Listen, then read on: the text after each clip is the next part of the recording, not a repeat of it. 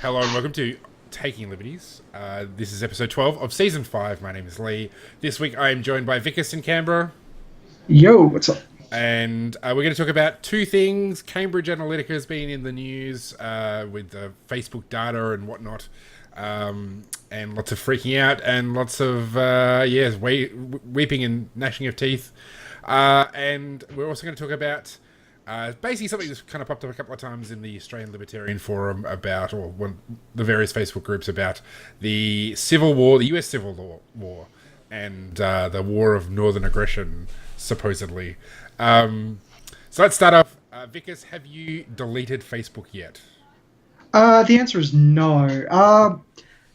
Look, I think we both read the same article. It was like when Obama used this data, Yeah. he was applauded for it. And basically, there's a PolitiFact article that says, along the lines of, it was actually perfect, right? It said, it was like Meghan McCain says that Obama used the same data. And then there in like the first sentence is, yes, he did, but there was a different purpose to it. Yeah. And it's just like I was sitting there going like, so your contention, right, is effectively that it's good when Obama does it. Yeah. It's bad when Cambridge Analytica sells that data. And their contention ultimately boils down to what users knew. Yeah.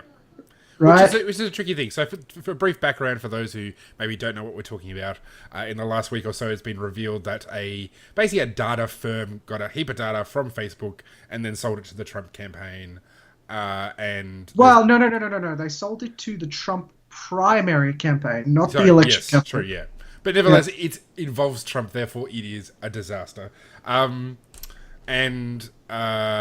Zuckerberg's come out and said, we're going to review all this stuff. And I think there was a bit of shenanigans in terms of how exactly it worked out. I think they changed their terms of service, and then it was sort of an academic got a hold of the data, then gave it to Cambridge Analytica. No. That's not what happened at all. So the way Facebook's developer API works right now, when you give access to friends, if an app asks you with access to friends, right, they can see the posts from your friends. Right, so one person might get this app, and then all of their friends' opinions on all of that also become available to that company. So potentially, an app that had only 10,000 people download it could, in theory, if everybody had 1,000 friends, get access to 1 million people's data. Yes. Yeah. Right. So it's like a second hop sort of deal. Yeah. So So that's.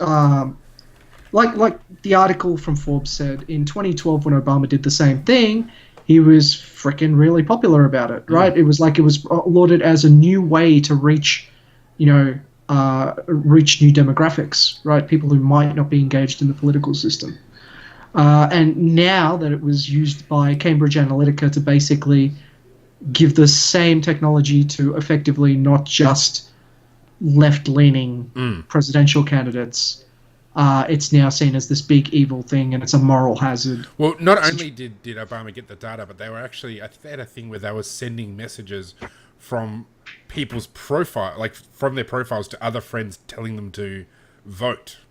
Correct. So it was which is more beyond just having, let's have this massive network of data to target our electoral campaign material to. It was actually, it went further than that, and they were targeting voters directly through Facebook. Exactly. This is the Obama campaign. This is. And this is something. So one of my more left-leaning friends pointed out, "Do you think that it's morally equivalent?" And linked me to this PolitiFact article. Said the reason was different, and I went like, "Well, see, here's the thing. The only difference between Obama's app and Cambridge Analytica's app, because they were both styled as political quizzes, and trying to get information about campaigns out, is that Obama's one could post as you." Yes. And I said, to me, if you're going to create a moral panic, I would say the Obama app is a bigger moral app, or rather the one the Democrats pushed out in 2012 is a bigger moral panic than Cambridge Analytica's data harvesting. And I made the point then, and I'm going to make it again. I am yet to see any figures on the value of this crap. I'm not even kidding. Like I think this very marginally might affect key marginal electorates. and I'm talking like within the margin of error is what you would probably see this difference in. Yeah. It's like less than 1%. So it could make an election, it could not, but it's very expensive for what you get, and there's no guarantees. So like I'm sitting there going like, I think they've talked themselves up into a frenzy. Sure, I think yeah. that I think Cambridge Analytica has made a bigger deal out of what they do than they do. I mean, Naturally, because they're a company that needs to make money. That's it. Yeah. I mean, it's very much like the Russian government spending $150,000 on Facebook advertising in the U.S. election, and apparently that's like a huge threat to democracy. It's like, yeah, I think you need to sort of reevaluate how effective that kind of thing is. So Yeah, I think I made the point at last week's show that they could have literally hired buses, right, and just had those buses driving around continuously with that message, and it would probably have been more effective. I mean, I guess there are valid questions that come from this, though, because I mean, essentially we've seen a huge change in how companies can interact with their customers through all this data mining and through all this information that we voluntarily give to these websites, and that's a new world. We haven't quite figured out what the norms are. There's it's still the usefulness of it. I mean, it's clearly very useful because people pay a lot of money to get access to this data. Is it though? Like I said, I'm yet to see any actual data indicating that. And the thing is, like, I think these marketing people can do a good fucking sales job and sell it to people. I think they're doing a brilliant job selling it to people. I don't think beyond something that is at the very margins it has an effect. I mean, if you think about it, in a perfect world, if everything they said is true, right, then I should be seeing, I should be rendered largely powerless by Facebook ads, right? There should be ads that are specifically targeted to something I'm looking for. Yeah. And I should be going like, damn, I need to go buy that. But that's not the effect I get. Yeah. Right? Sure. So, I mean, I think, there's always the classic example of the Target sending pregnancy material to a girl who hadn't even told her family that she was pregnant, or didn't even realize herself that she was pregnant. Well, that's great, but did it actually result in a sale? That's my question. Well, I mean, in that case, I think it resulted in people realizing that these companies can know information that we ourselves don't necessarily, by the patterns of how we engage with these companies. Yeah, but the point is, it's all a sales mechanism, right? Sure, yeah. So when someone tells me, like, oh, the companies can do this, so this is me with my engineering brain going, that's all nice. Yeah. But what is it actually leading towards? Is it meeting a requirement, right? And to me, the only requirement that's been doled up by this is it has to result in Cambridge Analytica's case, it has to result in votes, right? Sure, it has to result in a noticeable change at the ballot box. I don't see it happening. Or rather, I haven't seen anything indicating that it's happened. I mean, the Obama campaign seemed to think it played a huge part. I mean, that was all after the 2000. It must have been 2008, and then also 2012. No, 2012. Was it 2012? Because I thought. Yeah, Facebook was not as big in 2012. No, yeah, of course it would have been. Yeah, so it's funny how things can change so much in 4 years. But yeah, after 2012, there was millions of think pieces about the effectiveness of targeting particular demographics. Certainly, we saw with the last campaign how if you ignore these voters in like 2 or 3. Like basically a handful of counties across the entire US, you can lose the election. I mean, essentially, Hillary lost because she didn't go to Wisconsin, she didn't go to Michigan, and that was kind of it. I think someone did the calculation, and it was something like less than 50,000 votes. It was 77,000 votes. 70,000 votes swung the election. Yeah. And they were all in effectively rural America. The parts that Hillary keeps saying is like all backwards and stuff like that. In fact, Hillary made a comment just the other day where she's just like, Trump's voters are all backwards. They don't want to take America forward. All my voters are diverse and progressive. Wow. And then it was just like, well, congratulations, Hillary. You've now sunk your own party. Your party has to distance themselves from you. You are now persona non grata in your own party because they want to win elections. You just want to whine about the past. Yeah, well, that's her, and I think they just need to put her out to pasture. Yeah, I feel like this is an old Yeller sort of situation. It's just like someone's going to walk out there with a shotgun and just go, "Sorry, Hillary." Yeah, it's just not time's working. up. Yeah, it's her time. Yeah, so I mean, going back to the issue at hand of all this information. So, particularly on the left, there's a lot of concern about large corporations having access to all this information. There's been this huge push to delete Facebook on Twitter, on Twitter and Reddit and elsewhere. Is there, like, at any point... So the standard libertarian response is, well, it's not the government. Like, these Facebook can't send drones to bomb my house. Facebook can't send... Yet. Well, that's it. Yet. SWAT teams to, bust down my door and arrest me for smoking weed. Like, the standard libertarian response is generally... Yeah, okay, there's issues, but, like, the government's the real issue. We should really be concerned about that, and Facebook and these other things get relegated. Have you encountered an argument that sort of made you think, maybe there was a bit of an issue here with these large companies with and Google as well, having access to so much information? To be perfectly honest, I worry about giving Google information. I don't worry as much about giving Microsoft information. And the reason why... So Microsoft is still an old school company. They still sell products, right? And my personal opinion is, if someone is giving you stuff for free, right, then you are the product. Sure, yeah. Right? But Microsoft is taking information from you to sell products back to you. Yep. At least that's been my experience with Microsoft. So I tend to be comfortable giving more data to Microsoft because they seem to be getting better and better at pitching products at me. Okay. That's the kind of relationship I want to enjoy with a company. Okay. Now, the relationship I seem to enjoy with Google, on the other hand, is kind of like what someone would have with a creepy ex-stalker, creepy ex that's also a stalker. Yeah. Because some of the shit they get up to, I know it's accidental, but you kind of just sit there and wonder going, how did you not think about this in QA? And the reason why they don't is because you are their product. Like, what are some specific examples that you can... So, like, for example, Google Home recording things, right, without permission. Yep. Right? So, like, they said, like, you can turn it off and all of these other things, and I'm just there going, like, yeah, but it's still recording, right? It's a switch that you're turning off that it doesn't cache it anymore. Yep. Right? That's what's actually going on. If a hacker or someone gets into it, they can take those recordings and just... keep them off-site for storage. So there's tremendous security issues with just about everything Google does. And it's because, like I said, you are the product. Sure. They have no incentive to take care of your privacy because you are the product. Well, I don't know if I'd go... Finish your point, and I disagree slightly with that, but finish what you're saying, and then I'll... Yeah, but I'm saying... So I'm saying, like...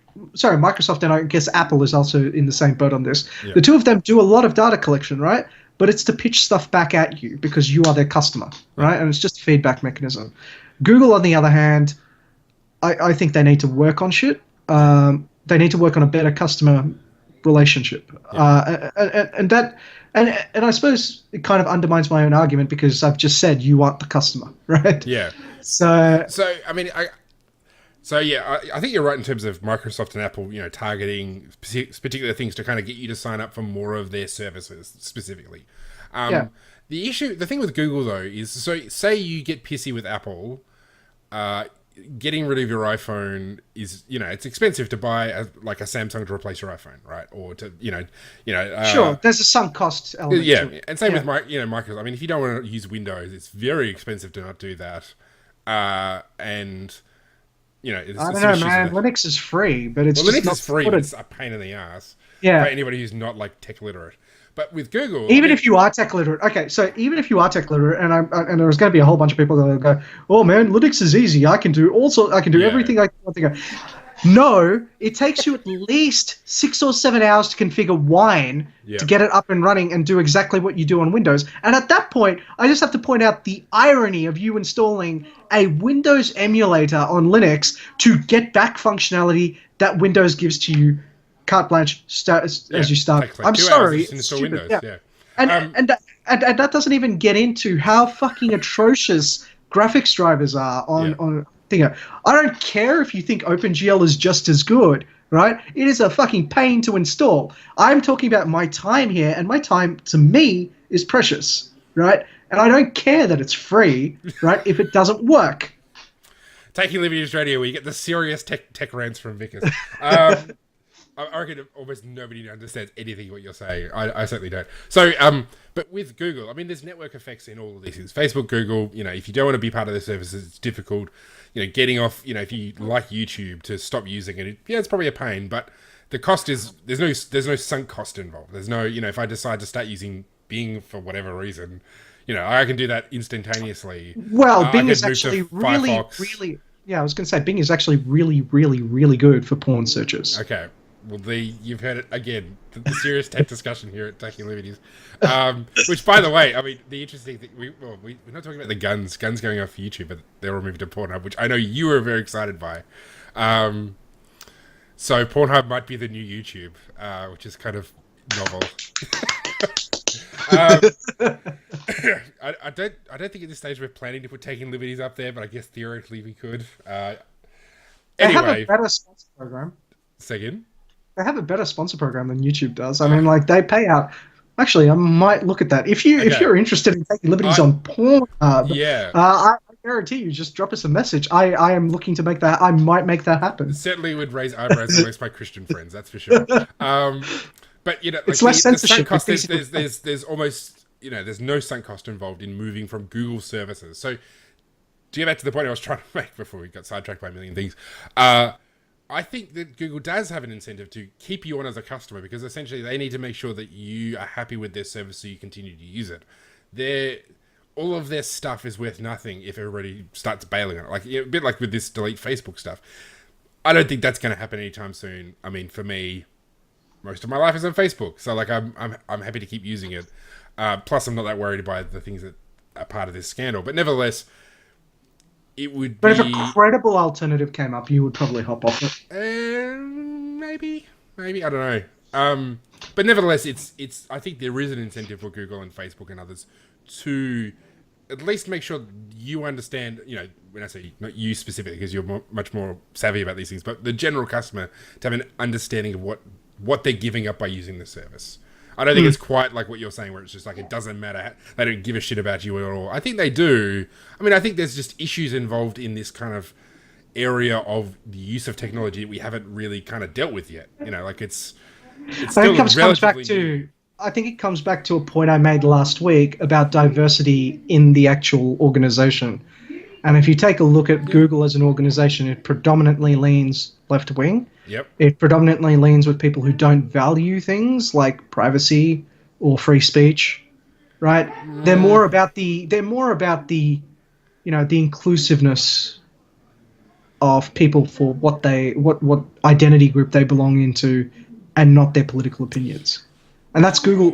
That's the James. Sure. That's the James. What do you call him? Damore case. Yeah. I mean, even if that is true, I don't know how relevant that would be to this specific thing. I mean, I guess there's probably a lot of the people who work at Google are comfortable with technology, and therefore maybe don't understand people like, say, my mum or my wife, who are not on board with with how technology works. And I don't think in this case they're worried by this, but if they got caught out with some sort of aspect of the service they weren't expecting, they might decide to get rid of a service because they're not, they're just maybe not as comfortable as, say, the regular Google engineer is with whatever they're doing. So I was going to say, with respect to pretty much that scenario, but I was going to say they might not even regard these things as being issues. Sure. Yeah. Right. They would be like, oh, I just hey, it records even when you're not telling it to record. And the person goes like, yeah, I can just put a little software switch in it, and it'll turn it off. It'll stop it. So it'll stop it from setting it back to home base. And it's just like, but it's still on the machine, right? It's still cached on there. So theoretically, someone could get on it and export it out. Yeah. They wouldn't consider that a problem because, hey, I put a little switch in there. It stopped. Yeah, sure. Yeah. Well, I mean, that's a good example, because if it turned out that people were being hacked, that would obviously have an impact on Google. So, I mean, I think I think it's more of people don't quite know how all these things work out perfectly yet. There's all sorts of aspects to any the development of any sort of new technology where there's a period of time where we just don't know how it's going to play out, and we're in that phase still with this mass data collection and this integrated life. That's the other aspect. Like all areas of our life are integrated with the internet in a way that probably wasn't the case before. So, all right. Yeah, so we should probably we should probably segue into our second topic. Yeah, so or the more boring of the two.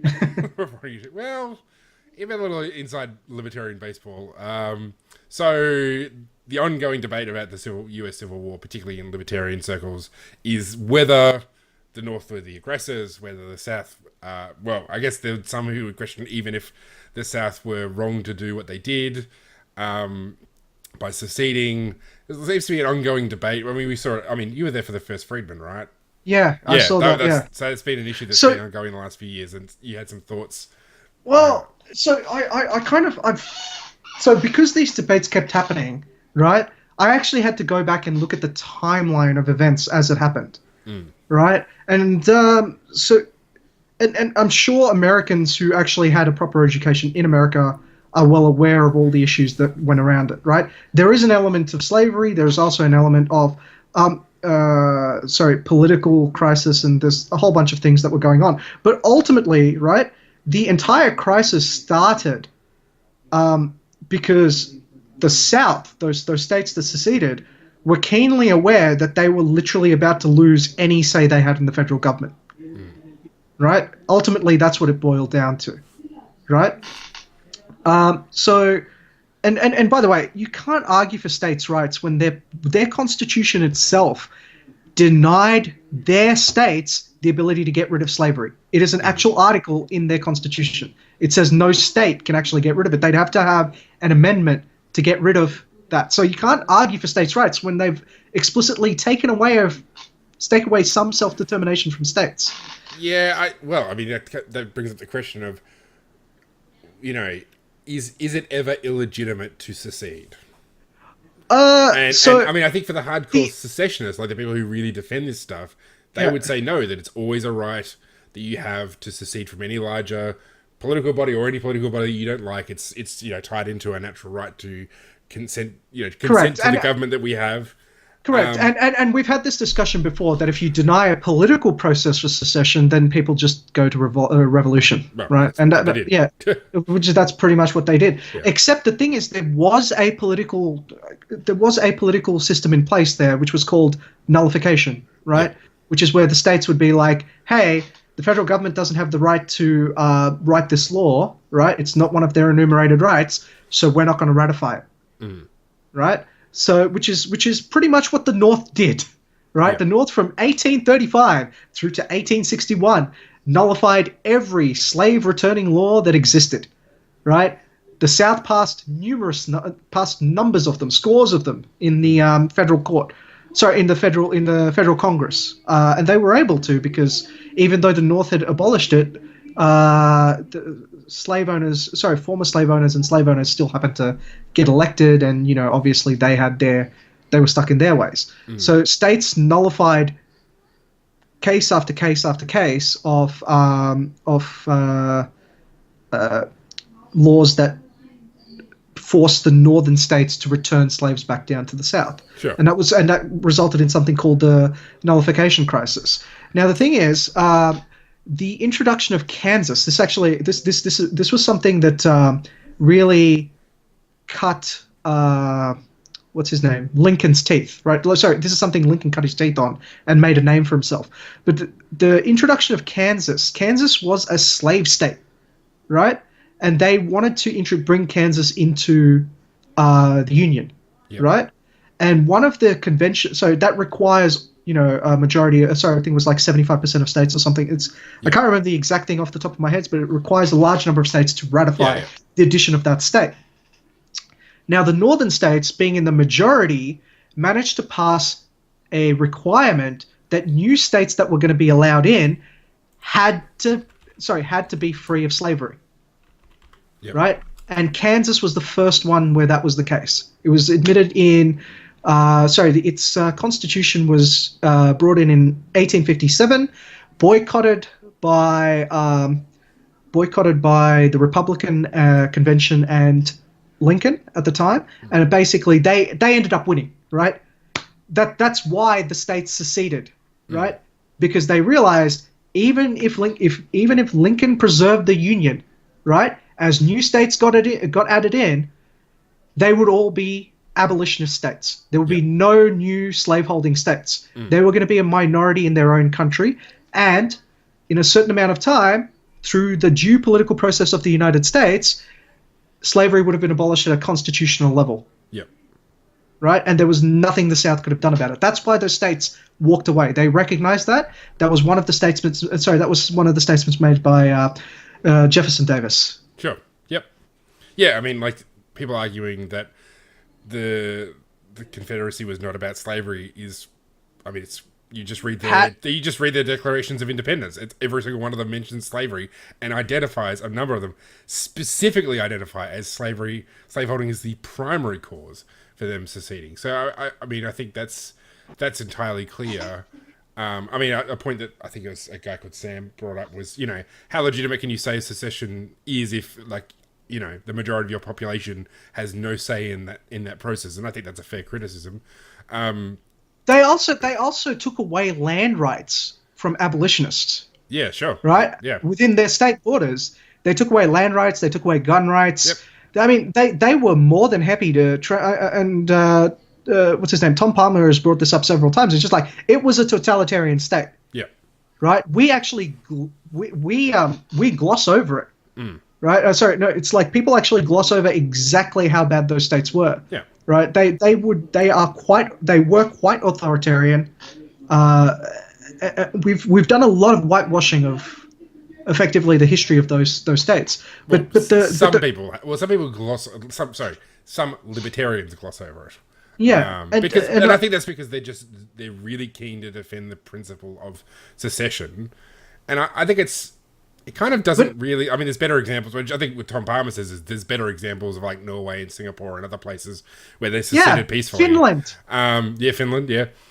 And I think for me, like, particularly my feeling around, say, the Robert E. Lee statue and all the rest of that, what came out of that is I felt like libertarians are rushing to defend the Confederacy, but when you really should be rushing to defend the rights of individual slaves. Like, it's not, if you identify yourself as a libertarian with the Confederacy, you're doing it wrong. This is not a question of was the North right or was the South right. I mean, I think it's a pretty compelling case, which an article which was posted from the Mises Institute website, which was in one of these forums, makes the point that the North were not like, for them it wasn't strictly about slavery. Slavery became a cause, but it wasn't a cause to begin with. It was about preserving the Union. And I'm okay with that as an argument. Yeah, because they called themselves the Unionists anyway. Yeah. But the point is, yes, they were all about preserving the Union. And yes, I 100% know that they picked slavery as the issue because they were hoping to incite a slave revolt in the South. Yeah, absolutely. Right? Smart strategy. It's a smart strategy, and I would play it, right? Yeah. And the thing is, and the other one that's brought up is the 13th Amendment had a giant loophole in it where apparently if you were in prison, you could still be inducted into slavery. Yep. Now, here's the thing. Despite that clause still existing in the US, the last prison chain gang disappeared in 1927. Okay?